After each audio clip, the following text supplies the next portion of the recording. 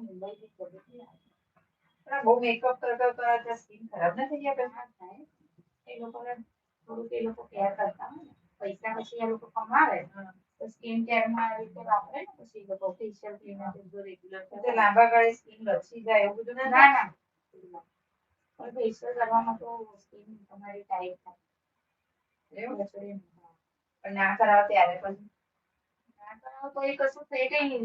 એકવાર ટાઈટ થયા પછી ના જ લચડી જાય. તમારે લચડતી હોય ને ઉંમર થાય એટલે સ્કિન તો એને ટાઈટ કરવા માટે ફેશિયલ કરાવવું પડે.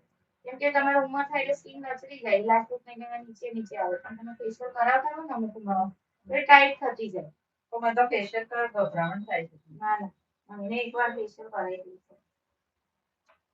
કારણ કે હા એક વાર પછી તમે ના કરાવો ને અને એક વખત નીચે આવી જાય ને સ્કિન પછી તમે એને ઉપર ના ખેંચી શકો સમજ્યા? એકદમ લચડી ગયા પછી તો એ ટાઈટ થાય જ નહીં. કરચલી પડ્યા પછી એ તમારે કરચલી દૂર ના થાય. તમારે એટલે જ કરચલી ના પડે વધારે એકદમ ઉંમર ના દેખાય એટલે તમારે 30 ઉંમર પછી કરાવવું જ પડે રેગ્યુલર. હું તો માંડ વર્ષ નહીં